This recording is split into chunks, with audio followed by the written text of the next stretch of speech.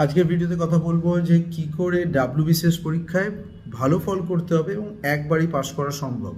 অনেকেই বলে যে ডাব্লিউবিসিএস 5-6 বার ধরে দিচ্ছি, হচ্ছে না, তারপরে এই ছোটোখাটো পরীক্ষার জন্য চলে যাব। তো এই ভাবনাগুলো আমাদেরকে বিয়েবাড়িতে যেতে যেতে লোকেরা বলেন, রাস্তায় যেতে যেতে লোকেরা বলেন, ফেসবুকের ভিডিওতেও শুনি।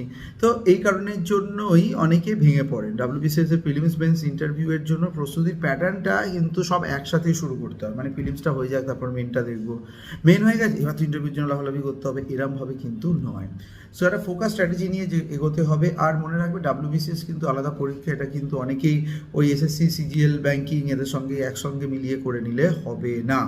পলিটি থেকে, ইকোনমি থেকে, স্ট্রাকচারাল, জিওগ্রাফি, এই সমস্ত কিছু দিয়ে ফোকাস কিন্তু ওয়েস্ট বেঙ্গলের ওপরেই থাকবে। ডেপথটা ম্যাটার করে, প্রায়োরিটাইজ দ্য বেঙ্গলি আর ইংলিশের ওপরে একটা কম্পোজিশন, ইন্ডিয়ান কনস্টিটিউশন, ইকোনমি, এই সমস্তগুলো নিয়ে একটা বেসিক নলেজ থাকতে হবে। মানে 5 মিনিট যেন কথা বলতে পারো, শুধু এমসিকিউ করতে হবে এমনই নয়। কারেন্ট অ্যাফেয়ারের জন্য একটা এজ দরকার, তার জন্য হিন্দু থেকে শুরু করে টেলিগ্রাফ, যোজনা, কুরুক্ষেত্র, এইসব ম্যাগাজিনগুলো দেখো।